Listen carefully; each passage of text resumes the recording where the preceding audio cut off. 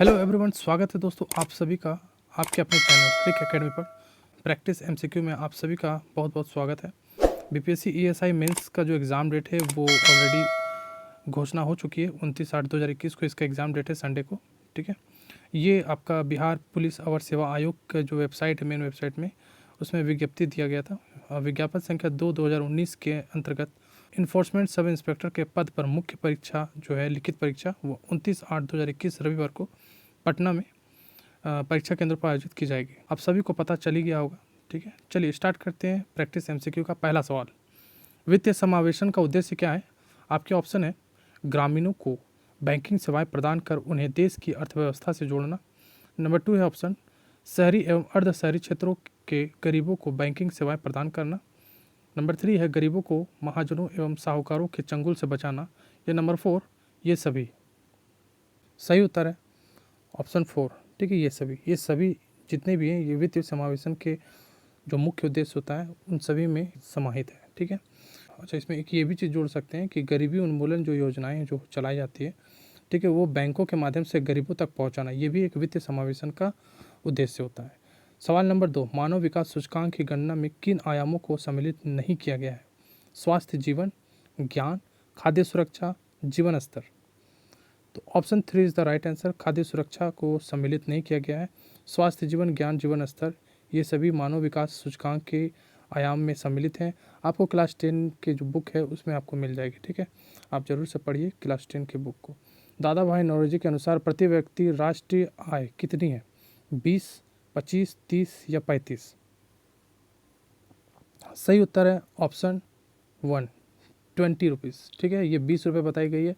देखिए दादा भाई जो नौरोजी थे उन्होंने 1863 ईस्वी में राष्ट्रीय आय की गणना का प्रयास किया था। ठीक है, और उनका जो पुस्तक है वो बहुत ही फेमस है, आप सभी को पता होगा, poverty and un British rule in India. तो उसमें जो है प्रति व्यक्ति आय जो है वो 20 रुपये बतलाई गई है। चलिए सवाल नंबर 4, अनवरत योजना किस वर्ष अस्तित्व में आया? आपके ऑप्शन 1977, 1978 या 1979 या 1980? सही उत्तर है ऑप्शन 2, 1978। तो अनवरत योजना जिसे रोलिंग प्लान भी कहा जाता है, ठीक है, ये वर्ष 1978 में उस समय जो मोरारजी देसाई के कार्यकाल में, ठीक है, 1977 से लेकर के 1979 में जो जनता पार्टी जो सरकार था उस सरकार में अनवरत जो प्लान है 1978 से 1980 रोलिंग प्लान जो था वो शुरू की गई थी। ठीक है, अनवरत योजना बेसिकली था क्या? तो अनवरत योजना में इसमें जो भी दीर्घकाल के लिए जो भी योजना, जो लक्ष्य जो होते थे, जो रणनीतियाँ निर्धारण की जाती थी किसी भी लक्ष्य को पाने के लिए, तो उसका एक वार्षिक आधार पर उसका मूल्यांकन किया जाता था। ठीक है, जो भी संशोधित जो लक्ष्य हुआ करते थे उन सभी को, ठीक है, प्राप्त करना था उस लक्ष्य को। ठीक है, यही अनवरत योजना था। और इसका जो श्रेय है, इसे बनाने का जो श्रेय है, इसे लागू करने का श्रेय वो लकड़ावाला को जाता है। ठीक है, चलिए नेक्स्ट है सवाल नंबर 5, भारतीय रिजर्व बैंक के क्या कार्य हैं? ऑप्शन 1 है नोट का निर्गमन, 1 रुपये के नोट और तथा सिक्कों को छोड़कर। दूसरा, सरकारी बैंकर के रूप में कार्य करना। तीसरा, विदेशी विनिमय का नियंत्रण। या नंबर 4 है ये सभी। तो ऑप्शन 4 जो है वो सही उत्तर है। देखिए, नोट का निर्गमन, 1 रुपये के नोट तथा सिक्कों को छोड़कर, ये जो कार्य भारतीय रिजर्व बैंक का ये नहीं है। ठीक है, तो ये किसका कार्य है वो आप हमें कमेंट करके बताइएगा।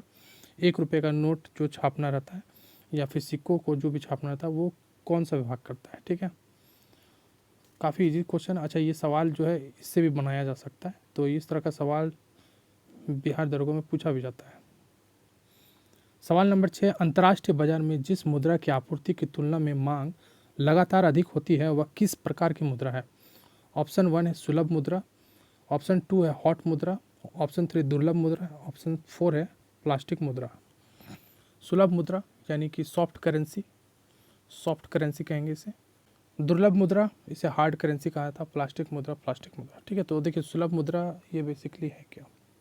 वैसे इसका सही उत्तर मैं बतला दूं, सही उत्तर है जो है अंतर्राष्ट्रीय बाजार में जिस मुद्रा की आपूर्ति की तुलना में मांग लगातार अधिक होता है वह दुर्लभ मुद्रा है। ठीक है, अब हम लोग समझते हैं एक एक करके सुलभ मुद्रा कहते किसको है। ऐसे समझ लीजिए, मुद्रा है और इसका एक मांग हो गया। ठीक है, अगर इसकी आपूर्ति अगर अधिक है, मुद्रा की अगर आपूर्ति अधिक है और मांग कम है तो वो क्या हो गया? सॉफ्ट मुद्रा। ठीक है। फॉर एग्जांपल अगर हम समझे तो इसके एग्जांपल में अगर भारतीय मुद्रा की अगर बात करें तो भारतीय मुद्रा क्या है, भारतीय मुद्रा एक सॉफ्ट मुद्रा है, ठीक है, एक सुलभ मुद्रा है, ठीक है, सॉफ्ट करेंसी है। और दुर्लभ मुद्रा इसी का उल्टा कर लीजिए कि जिस मुद्रा की आपूर्ति की तुलना में मांग लगातार अधिक होती है वह क्या होता है, दुर्लभ मुद्रा। इसके एग्जाम्पल में हम लोग अमेरिकी डॉलर की बात कर सकते हैं। अमेरिकी जो डॉलर होता है, ठीक है, अमेरिकन जो डॉलर होता है वो एक दुर्लभ मुद्रा यानी एक हार्ड करेंसी है, ठीक है, हार्ड करेंसी है। और नेक्स्ट जो है वो हॉट मुद्रा क्या होता है। हॉट मुद्रा में एक पलायन की प्रवृत्ति होती है और जिस स्थान पर जब लाभ मिलने की संभावना अधिक होती है तो वो उसी स्थान पर क्या होता है, वो स्थानांतरित हो जाता है, जैसे डॉलर हो गया, यूरो हो गया। प्लास्टिक मुद्रा जो आप डेबिट या क्रेडिट कार्ड जो होता है जिससे भी हम लोग लेन देन करते हैं वो एक प्लास्टिक मुद्रा होता है, ठीक है दोस्तों। चलिए नेक्स्ट है सवाल नंबर 7। यदि एक भिन्न के अंश को 20% बढ़ा दिया जाए और उसके हर को 10% कम कर दिया जाए तो भिन्न 3/2 बन जाती है, तो मूल भिन्न का मान क्या है। ओके चलिए देखते हैं इसे। देखिए x मान लेते हैं, ठीक है, अंश मान लिए x है और इसका 20% बोला बढ़ा दिया यानी 120/100 हो गया। नेक्स्ट है फिर बोला y यानी हर में 10% कमी कर दिया यानी 90/100 हो गया। उसके बाद ये बोल रहा है तो क्या होगा, जो भिन्न है वो 3/2 बन जाएगा, ठीक है, 100 कैंसिल हो गया, 0 से 0 कैंसिल। और ये हो गया 3 4 जा 12 और 3 3 जा 9, क्रॉस मल्टीप्लाई कर लीजिए तो x/y इज इक्वल टू क्या होगा, 9/8। तो ऑप्शन आपको यहाँ साफ साफ दिख रहा है, ऑप्शन 1 9/8 ये सही उत्तर हो गया, ठीक है। चलिए नेक्स्ट है सवाल नंबर 8। जम्मू कश्मीर भारत का अभिन्न अंग बना। ऑप्शन है 26 अक्टूबर 1948, 26 नवंबर 1948, 26 अक्टूबर 1947 या 26 नवंबर 1947। सही उत्तर है ऑप्शन 3 26 अक्टूबर 1947। सवाल नंबर 9। विश्व का सर्वाधिक जनसंख्या वाला इस्लामिक राष्ट्र है। ऑप्शन 1 है पाकिस्तान, इंडोनेशिया, मलेशिया या ईरान। सही उत्तर है ऑप्शन 2 इंडोनेशिया। सवाल नंबर 10। निम्नलिखित में से किस राज्य में सर्वाधिक शहरी जनसंख्या निवास करती है। Option 1 Maharashtra, option 2 Tamil Nadu, option 3 Uttar Pradesh या ऑप्शन 4 पश्चिम बंगाल। तो सही उत्तर है ऑप्शन 1 महाराष्ट्र। सवाल नंबर 11। अमृत बाजार पत्रिका का संपादक कौन थे। ऑप्शन है लाला लाजपत राय, दादा भाई नौरोजी, मोतीलाल घोष या राज बिहारी बोस। सही उत्तर है मोतीलाल घोष। चलिए सवाल नंबर 12। मुस्लिमों के लिए पृथक निर्वाचन मंडल की व्यवस्था कब की गई। 1909, 1919, 1935 या 1946 में। तो सही उत्तर है 1909 में। सवाल नंबर 13। 1906 में भारतीय राष्ट्रीय कांग्रेस का अधिवेशन कहाँ हुआ था। ऑप्शन 1 है सूरत, ऑप्शन 2 लखनऊ, ऑप्शन 3 कोलकाता या ऑप्शन 4 बनारस। सही उत्तर है ऑप्शन 3 कोलकाता। नेक्स्ट है सवाल number 14। India home rule society की स्थापना किस देश में की गई। ब्रिटेन, अमेरिका, फ्रांस या जर्मनी। सही उत्तर है ब्रिटेन। सवाल नंबर 15। संथाल विद्रोह किस क्षेत्र में हुआ था। भोजपुर, चंपारण, राजमहल या कोसी क्षेत्र। तो सही उत्तर है ऑप्शन 3 राजमहल। भागलपुर से लेकर राजमहल जो क्षेत्र था वहाँ पर संथाल विद्रोह हुआ था।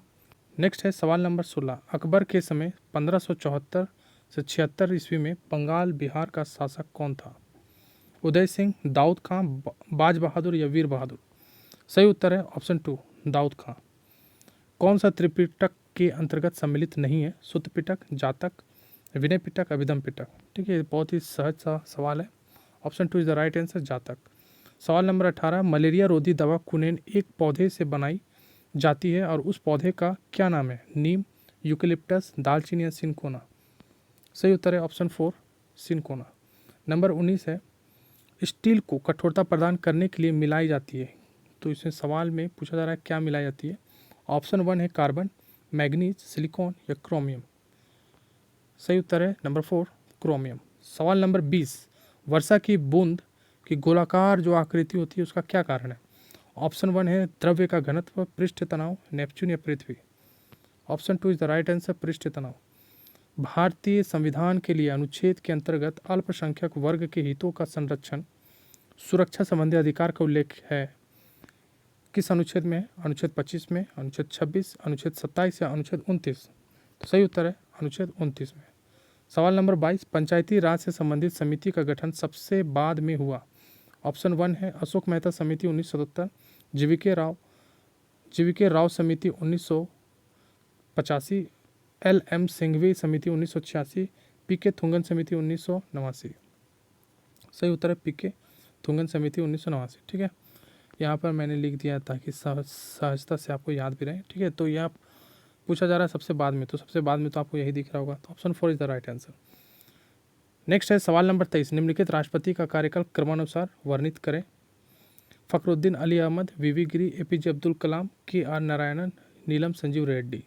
या फिर वीवी गिरी पहले आए थे, फखरुद्दीन अली अहमद उसके बाद राष्ट्रपति का पदभार संभालें, फिर नीलम संजीव रेड्डी, KR नारायण, फिर एपीजे अब्दुल कलाम।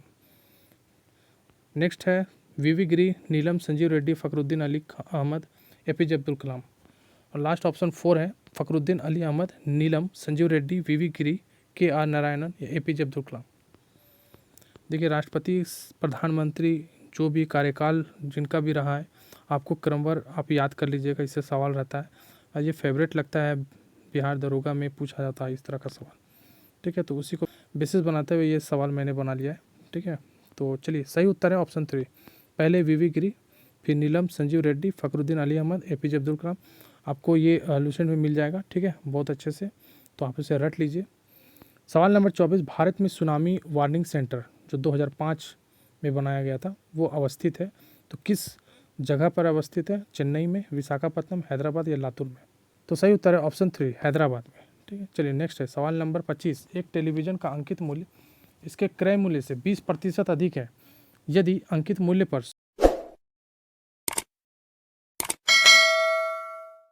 छूट दी गई हो तो लाभ प्रतिशत है 8%, 10%, 12% या 15%। क्या होगा दोस्तों सही उत्तर?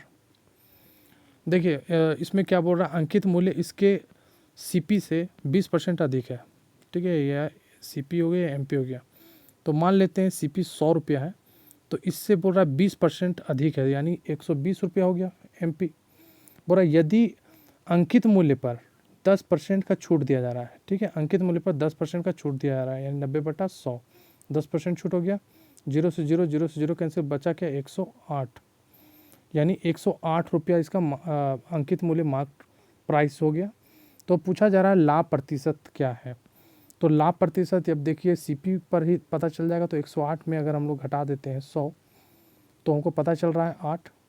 ठीक है, 8 पता चल रहा है बटा 100 × 100 कट गया, तो बचा मेरा 8%। सही उत्तर। ये 100 मेरा सीपी पर हो रहा है और इंटू परसेंटेज में चेंज करना पड़ रहा है, इसलिए हम लोग क्या किए 100 से मल्टीप्लाई कर दिए, तो 8% मेरा सही उत्तर हो गया। तो option 1 is the right answer. चलिए नेक्स्ट है सवाल नंबर 26, कौन सा यंत्र यांत्रिक ऊर्जा से ध्वनि ऊर्जा में रूपांतरण करता है? Option 1 microphone, loud speaker, sitar या मोमबत्ती? Option 3 is the right answer, sitar. Microphone जो होता है वो ध्वनि ऊर्जा से विद्युत ऊर्जा में परिवर्तन होता है, लाउड स्पीकर जो होता है वो विद्युत ऊर्जा से ध्वनि ऊर्जा में होता है, और मोमबत्ती जो है वो आपको पता ही होगा कि रासायनिक से प्रकाशीय ऊर्जा में परिवर्तन करता है। सितार जो हो गया वो ध्वनि यांत्रिक ऊर्जा से यानी मैकेनिकल एनर्जी से वो साउंड एनर्जी में कन्वर्ट करता है। ठीक है, ये हो गया। चलिए सवाल नंबर 27, जर्मन सिल्वर में क्या नहीं होता है? कॉपर, जिंक, निकल या एल्यूमिनियम? तो फ्रेंड्स सही उत्तर है ऑप्शन 4। ठीक है, option 4 is the right answer. Aluminium इसमें मौजूद नहीं होता है, तो 3 चीज़ जो होते हैं वो जर्मन सिल्वर में होते हैं, कॉपर, जिंक और निकल। ठीक है, एल्यूमिनियम नहीं होता है। अच्छा, यहाँ पर जर्मन जो सिल्वर होता है इसका जो उपयोग होता है वो बर्तन बनाने में काम आता है। ठीक है, बर्तन हो गया या फिर कोई मूर्ति होता है, मूर्ति बनाने में भी काम आता है। सवाल नंबर 28, सबसे हल्की धातु है कौन सी? ऑस्मियम, लिथियम, पोटेशियम या सोडियम? तो सही उत्तर है लिथियम। लिथियम जो है वो सबसे हल्की धातु है, ऑस्मियम सबसे भारी धातु है। ठीक है, ऑस्मियम जो है वो सबसे भारी धातु है, और पोटेशियम और सोडियम आप सबको पता ही होगा बहुत ज़्यादा ये रिएक्टिव होता है। सोडियम जो है वो किसी भी ऑक्सीजन के साथ रिएक्शन करके इसमें आग लग जाता है कहीं भी रखने पर, तो इसलिए हम इसको क्या करते हैं केरोसिन ऑयल में डुबो कर रखते हैं। ठीक है, पोटेशियम का भी सेम कंडीशन होता है, इसे भी हम लोग केरोसिन ऑयल में ही डुबा कर रखते हैं। ये जैसे ऑक्सीजन हो गया के साथ रिएक्शन कर जाता है और आग लग जाता है, और साथ ही वाटर में अगर भी रख दिया जाए तो उसमें भी रखने पर वो आग लग जाता है। ठीक है, और ये काफ़ी इसे चाकू से सूक्ष्मतापूर्वक काटा जा सकता है, बहुत ही सॉफ्ट टाइप का होता है सोडियम पोटेशियम। सवाल नंबर 29, पानी का घनत्व अधिकतम होता है 4 डिग्री सेंटीग्रेड पर, 4 डिग्री केल्विन पर, -4 डिग्री फ़ारेनहाइट पर या -4 डिग्री सेल्सियस पर। तो फ्रेंड्स सही उत्तर है ऑप्शन 1, ठीक है, 4 डिग्री सेंटीग्रेड पर पानी का घनत्व जो होता है वो सबसे अधिकतम होता है। सवाल नंबर 30, ए और बी बिंदुओं के बीच समतुल्य प्रतिरोध का मान निकालना है। देखिए यहाँ पर ये जो है आपका ये पैरेलल सीरीज में है और ये भी एक पैरेलल सीरीज में है, ठीक है। तो जब पैरेलल सीरीज में रहेगा तो हम लोग क्या करेंगे 1/8 लिखेंगे, p + 1/8, दोनों को हम लोग एलसीएम ले लेंगे तो क्या आएगा मेरा 2/8, ठीक है, कट जाएगा, यानी आ गया मेरा 1/4। यानी इसका फिर जो फिगर बनेगा वो नेक्स्ट फिगर कुछ इस तरह से बनेगा, ठीक है, ये ए हो गया और ये बी हो गया। तो यहाँ पर जो आपको दिख, ये मेरा 1/r1 मान लेते हैं, ठीक है। तो r1 का जो वैल्यू आएगा, 1/r1 का जो वैल्यू आएगा, तो इसको हम लोग क्रॉस मल्टीप्लाई करेंगे तो यहाँ मेरा सिर्फ 4 ओम आएगा, ठीक है। तो r1 यानी ये जो मेरा r1 मान लेते हैं तो ये हो गया मेरा 4 ओम। उस सेम प्रोसेस में भी हम लोग करेंगे, ठीक है। तो जब सेम प्रोसेस करेंगे तो यानी 1/r2 हम लोग ले लेते हैं, तो 1/r1 यानी 12 + 1/12, ठीक है। तो 2/12 आ गया, कट जाएगा, 2 6 12, 1/6 यानी ये समझिए 6 ओम, ठीक है, 6 ओम हो गया। अब ये जो मेरा है वो सीरीज़ में है, तो जब सीरीज़ में रहता है तो हम लोग डायरेक्ट r1 + r2 कर लेते हैं, डायरेक्ट जोड़ देंगे, ठीक है। तो यानी 4 + 6 ओम जोड़ने पर मेरा आएगा 10 ओम। तो ए से बी के बिंदुओं के बीच जो समतुल्य प्रतिरोध है वो है मात्र मेरा 10 ओम। तो मिलते हैं नए वीडियो में। चैनल पर नए तो चैनल को सब्सक्राइब कर लीजिए। वीडियो देखने के लिए आप सभी का बहुत बहुत धन्यवाद।